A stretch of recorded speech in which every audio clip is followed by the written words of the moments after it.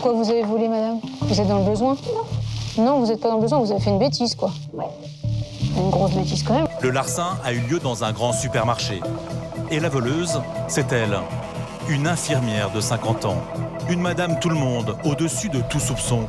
Bonjour, madame. Bon, alors, qu'est-ce qui se passe? Un accident. Un accident? Vous avez... Ah oui, c'est un accident bien garni. Bon. Alors, vous avez...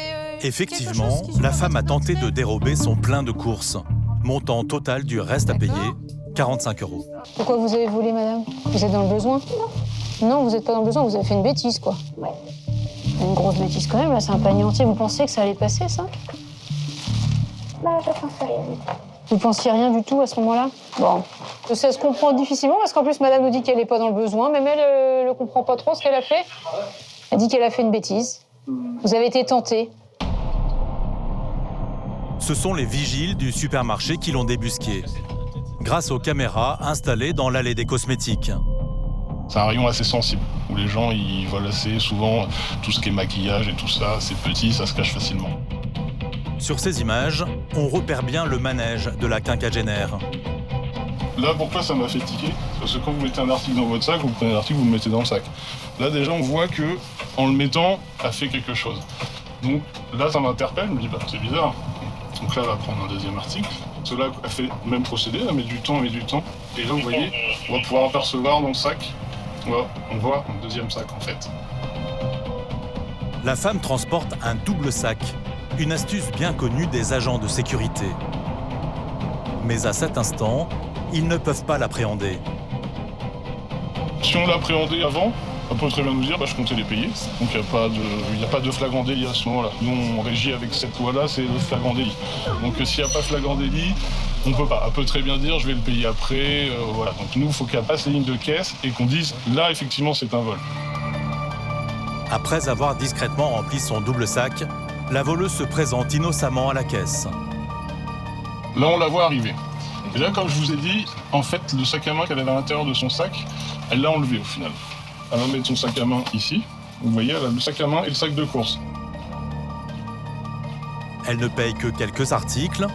Les autres sont bien cachés au fond de son deuxième sac.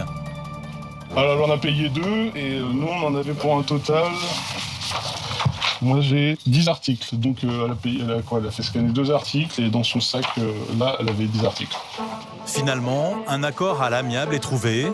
Elle accepte de payer l'intégralité de son panier pour ne pas avoir de poursuite. Troisième intervention de la journée auprès de 7 hommes, retenus dans le local des vigiles d'une grande surface. La sécurité a découvert sur lui une Switch, une console de jeux vidéo. Sur de l'alimentaire, on est plus dans un état où ce serait une nécessité, vraiment. C'est un vol de nécessité. Un vol de Nintendo, c'est difficilement justifiable et explicable. L'homme est au chômage. Il n'a pas d'argent sur lui. Selon lui, voler cette console était un geste de première nécessité. La policière, elle expliquait alimentaire ou pas, mais c'est alimentaire quand même, c'est Noël, le sapin, il faut l'alimenter. Hein. Je dis pas que c'est une excuse, en aucun cas. Si j'avais des sous, je ferais comme tout le monde, j'achèterais, sauf qu'en ce moment, j'en ai pas, donc le sapin, il faut l'alimenter aussi, c'est normal, voilà. Ah, du coup, vous avez pas de quoi régler. Ah non, sinon j'aurais réglé si j'avais pu la régler. Mes comptes, ils sont dans le moins, et je passe en procédure d'expulsion lui, j'ai me perdre mon taf, enfin c'est la totale quoi. D'accord. Je sais que c'est pas une excuse, hein. Heureusement qu'on vole pas et qu'on n'a pas l'argent. Mais... Alors on l'a repéré, en fait, on fait souvent des ronds de caméra, on regarde un petit peu partout. Et on a trouvé le comportement un petit peu suspect de cet individu-là. Il était un peu nerveux, il regardait partout, il posait, il tournait toujours dans le même rayon. Et pour cause, l'homme était en repérage. Il finit par glisser la console dans un sac et sort du magasin comme si de rien n'était. Et moi, ça me surprend toujours de voir que les gens pensent que ça peut passer. C'est assez énorme. Ça... Et là, du coup, il traîne dans le magasin, il fait style. Enfin voilà, on voit bien qu'il a un petit côté de stress, hein, il regarde partout. Oui. Donc on le suit dans tout le long et puis il franchit. Alors les caisses sont là et nous on l'a chopé juste derrière. D'accord.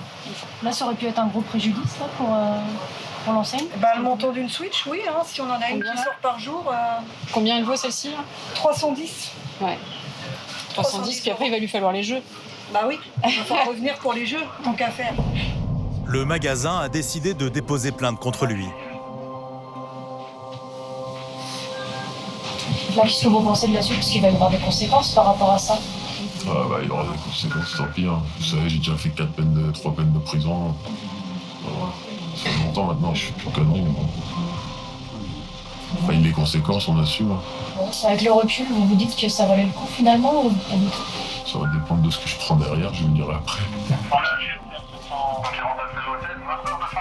Un vol à l'étalage est potentiellement passible de 3 ans d'emprisonnement et de 45 000 € d'amende. Leur véhicule sillonne donc les rues environnantes à la recherche des fuyards. Prend une voiture, arrivant en sens inverse, a une drôle de réaction. Pas trop loin de Lui, tiens, lui, c'est parti. Arrête. Alors, chut, enfoiré. Parc à noir, Il a un après. signalement qui correspondrait. Et puis je lui demande de ralentir, il accélère. Donc ça, déjà, ça va pas. Ça accélère. Donne notre position.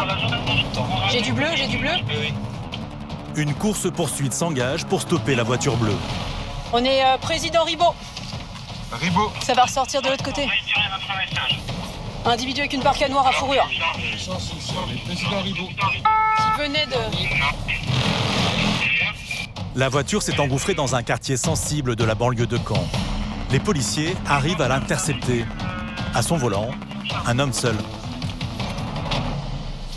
Et pourquoi vous arrêtez pas quand je vous fais signe? Bah, j'ai pas vu, madame. Et je vous ai dit comme ça, puis vous partez comme ça. Moi, je me serais arrêté, je m'en fiche. Bah quand même, vous voyez bien derrière, et puis je vous fais signe, je vous dis bah attendez, et puis vous partez comme ça d'un seul coup. Ah oui, j'ai pas vu. Vous avez pas vu? Ah non, j'ai pas fait attention. Bon. Et elle finit par s'arrêter, mais plus ou moins contraint et forcé par notre véhicule. On sait pas. On éclaircit, il a eu une attitude qui était en tout cas pas la bonne à avoir. Les policiers ont des doutes. Ils tentent d'en savoir plus sur le profil de ce conducteur qui a refusé leur contrôle. Vous êtes connu des services de police? Ouais, un petit peu. Ouais, il y a des trucs en ce moment ou pas vous Ah concernant? non, du tout. Non? Du tout. D'accord. Du tout, du tout. Il y a l'assurance du véhicule. Ah, je viens de l'acheter, monsieur. Je l'ai acheté il y a 10 minutes, la voiture. Il y a 10 minutes? Ouais. Bah il faut l'assurer, monsieur. Bah, j'ai assuré la voiture, madame. Non, même vous appelez votre assurance et avant même de la mettre sur la voie publique, vous devez l'assurer. Ah bon, je ne savais pas, ça. Vous le saviez pas? Je vous en informe alors. Ah, moi, Et vous arriviez d'où là, monsieur? où j'ai acheté la voiture, madame. C'est-à-dire, monsieur? Ah, bien, madame. À la... Oui, Vous avez les papiers là, du véhicule justement? bien sûr, je l'ai donné au collègue. C'est lui qui les a? Sabrina va être aidée dans son enquête par un collègue de la BAC. Il était lui aussi à la recherche des cambrioleurs et il connaît bien l'homme qui vient d'être interpellé. Chef, ça va? Ouais, toi? Ça va, ouais. J'ai acheté une voiture, il me contrôle. Bah, c'est que t'as roulé peut-être un peu vite. Ah non, du tout, j'ai mis les clignotants, tout. Ah, il y avait le clignotant là-bas. Ne me dites pas qu'il n'y avait pas le clignotant. Le clignotant, il est... Ah, chef, je sais quand même. Mais pour ce policier, il n'a aujourd'hui rien à se reprocher. Je le connais par cœur. Je préfère que ça se passe. C'est pas grave. Raté pour cette fois. Ils n'ont pas mis la main sur un cambrioleur. Pourtant, la conduite de cet homme en faisait un suspect idéal. Au volant de son 4x4, il a emprunté une piste cyclable. Donc il semblerait qu'il est complètement ivre.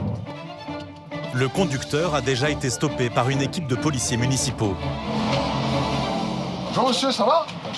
Ouais, ça va, vous? Avez-vous consommé de l'alcool? Oui, bah oui, oui. Bah oui, c'est pas une évidence pour tout le monde. Vous alliez où, là?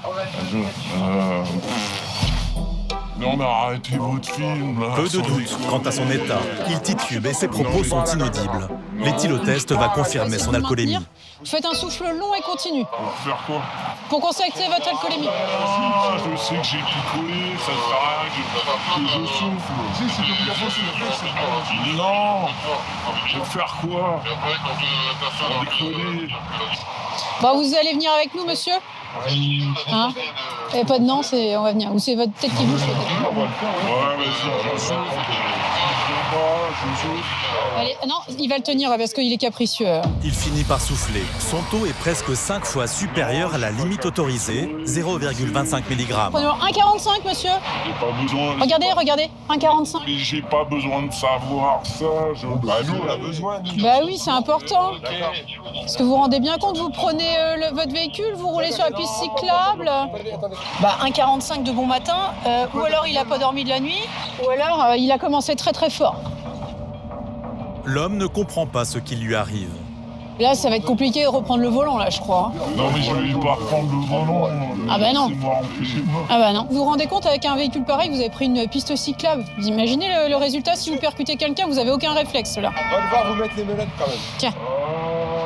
Tiens, vas-y, entre. Non, ça va se retourner, ça va se retourner. Alors qu'il était calme jusqu'à présent, il commence à devenir nerveux. Il faut l'immobiliser. C'est parti, mon kiki. C'est bon?